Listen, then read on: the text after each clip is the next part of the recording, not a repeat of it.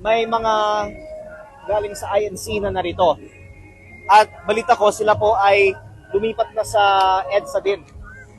Kaya ang karamihan ng mga naiwan dito, ang aking constituents mula sa unang distrito ng Batangas, na nakikiisa sa panawagan ni Senator Marcoleta na ituloy ang investigasyon sa mga maanumalyang mga infrastructure projects sa ating bansa, kabilang na ang mga sirang mga flood control projects sa aking distrito sa Batangas, at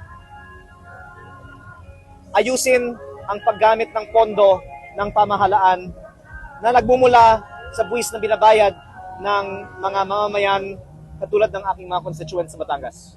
Kung sa naging reaction, ano po ang reaction niyo po doon sa naging pahayag ng pagkasampa ng kaso laban kay Senator Marcoleta at sa kanyang posibleng pagbago ito sa pag-arrest sa kanya?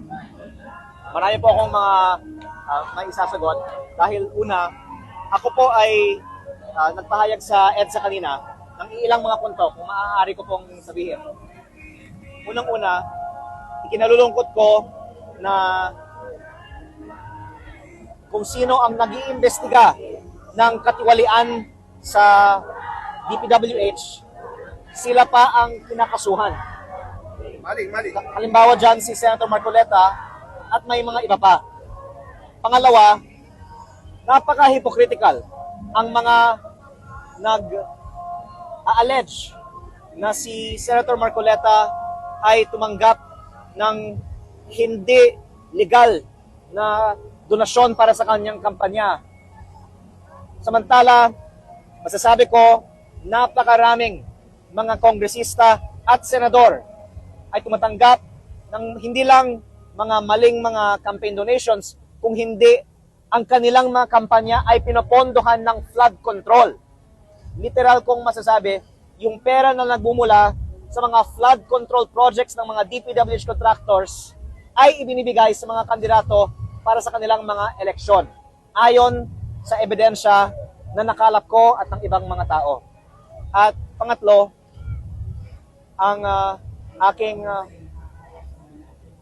overall na panawagan ay ipagpatuloy ang flood control investigation na maging malawakan at hindi selective, para hindi na masasabi na pinipili lang ang mga iniimbestigahan, kung bubuksan na lang lahat ng ebidensya ng mga files sa DPWH, tulad ng ang mga files mula sa opisina ni Yumaong Yusek Cabral, kasama na rin ang mga testimonya ng mga alleged bagmen, of which ang mga dating miyembro ng Armed Forces of the Philippines ay included, at ang iba pang mga testimonya ng mga DPWH officials. May mga nagsabi na 99% of bids in the DPWH are rigged. Iba nagsabi, wala pang 50% ng halaga ng mga proyekto ay napupunta sa proyekto. Matapos ang unang pagsabog ng flood control scandal last year, mukhang nalimutan ng iba ito, pero nakikita natin ngayong araw, hindi ito nalilimutan ng mga kababayan nating nandito sa Manila at nandoon sa EDSA. Sa hindi po ninyo pinag-iinitan po si Senator Marcoleta? Are you saying ginigipit po ba siya ng administrasyon? With that being said, ang tingin ko, ang pinaka-importanting bigyang din natin ay huwag kalimutan ang flood control at huwag pumayag na i-divert ang atensyon sa ibang mga issue. So, yes, I believe that it is conspicuously selective to focus on Senator Marcoleta, habang maraming mga commitments sa flood control investigation ay hindi pa natupad. Ngunit, kung sasagot ko ang inyong tanong, na hindi ko din sabihin na ang daming mga hindi pa natapos na investigation sa mga flood control projects sa buong bansa, then I would be remiss and falling into the trap of diverting the attention to issues other than flood control. Secretary Banoan po, kung gagawin na po siyang witness, under witness protection program, ano po ang inyong opinion hinggil dito? Actually, ako po ay nag-post sa aking Facebook page kagabi ng aking suporta sa pagiging bukas si Secretary Bonoan na magbigay ng kanyang mas malalim na impormasyon tungkol sa korupsyon sa DPWH.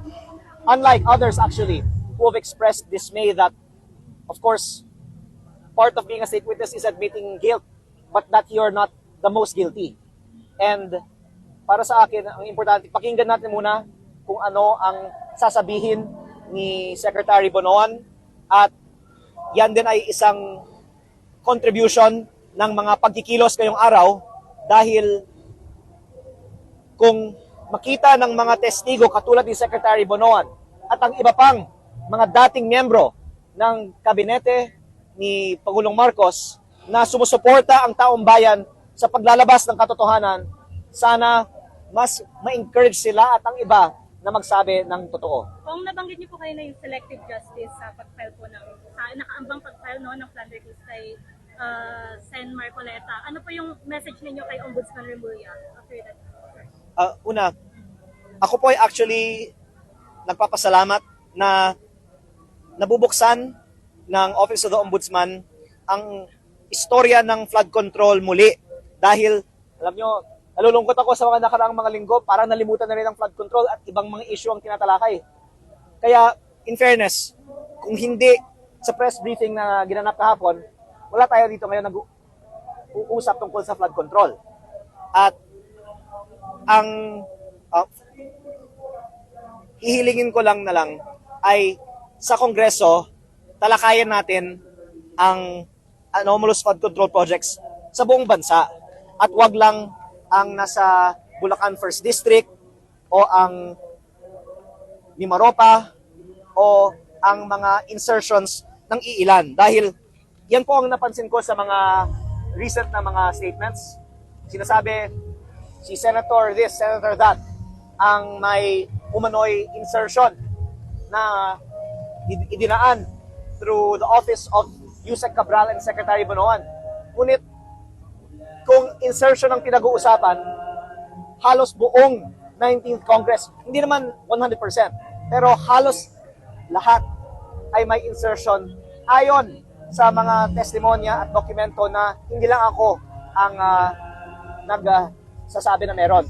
Kaya ako po ay nag-file sa Kongreso kanina ng resolusyon para simulan muli ng Kongreso ang flood control investigation. Kung maaari ko pong banggitin din, dahil ang sinabi ng Kongreso, kaya puputulin yung Infracom flood control hearings dahil meron ng ICI noong Setyembre. Ngunit, March 31, nag-close na ang ICI. Hindi man lang nilabas yung final report. Dagdag ko dito, ang Senado ay gumaganap ng mga hearings. Ang DPWH at ang Ombudsman ay maraming mga bagong findings. At lahat ito ay dapat pumasok na rin sa mga congressional hearings in aid of legislation para mapalakas at maisabatas natin ang mga reforma ng DPWH. Kasama na rin kung anuman ang mahalagang impormasyon na pwedeng ibahagi ni Secretary Bonoan at ni Undersecretary Bernardo. Salamat sa pag-encourage sa kanila ng gobyerno. Kaya marami po akong mga sinasabi ngayon, pero actually, ikinatutuwa ko na at least pinag-uusapan natin ngayong araw ang flood control. Sana araw-araw natin pag-uusapan ang flood control hanggat malalaman natin ang kung anong talagang nangyari sa mga flood control projects na ito. Kung may mga ilang grupo na tutol sa paglalagay